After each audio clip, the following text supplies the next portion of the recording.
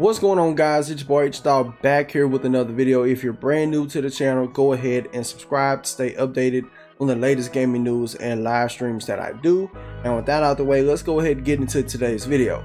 Apparently it looks like that Laura Mealy, one of the top executives at EA, kind of spoke out about how that they, as a company, EA, want to put the fate of the franchises that they have, the most popular ones, in the hands of their development studios.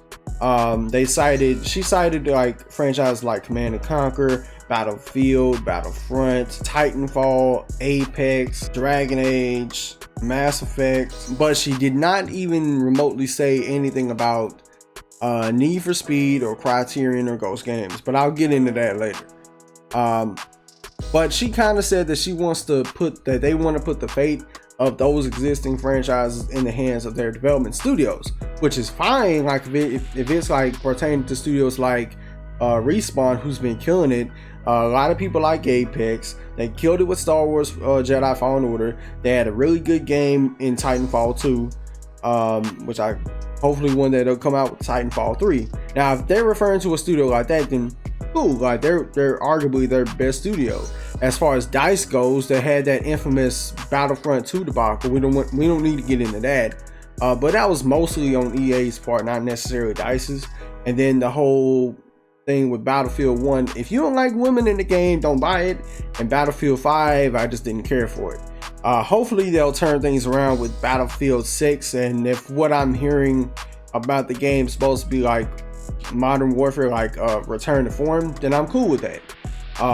As for BioWare, now this part is kind of interesting because, and she kind of spoke about Anthem, and that they had to end up putting their resources that BioWare already had into their other games, like the Mass Effect game and the next Dragon Age games that they're working on.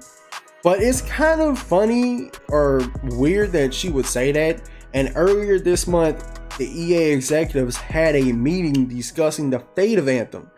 Now, I don't know about you, but it's kind of weird that it's like you say, okay, we want to put the fate of the franchises that our studios have in their hands. But at the same time, EA had a whole meeting about deciding the fate of Anthem. Like, I don't know, like that just seems odd. Like, I understand that, okay, if they did, like, this would have been different if it had been BioWare and only BioWare. If this had been a situation where, let's say, if the EA meeting never existed and BioWare came out and made a blog post saying, hey, look, we gotta shift our focus to the next Dragon Age and the next Mass Effect. It didn't work out with Anthem. And if they had did what they did with their blog post and the meeting never happened, it would be different.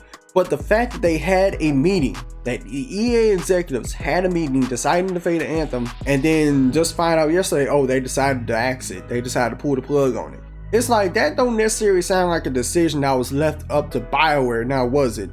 It was left up to the suits in charge.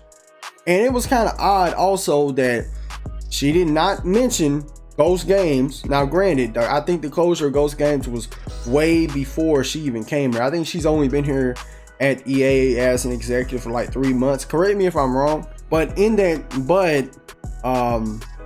she didn't mention the closure of Ghost Games. She didn't mention why exactly was Ghost Games closed. Now, I remember reporting in the past that there have been reports that the reason why they closed Ghost was because of relocation errors that kept happening, but it didn't make sense because Heat was a good game. But again, that was a game they never really bragged about in terms of sales. They bragged about Need for Speed Payback sales, but they never once said anything remotely about Need for Speed Heat sales.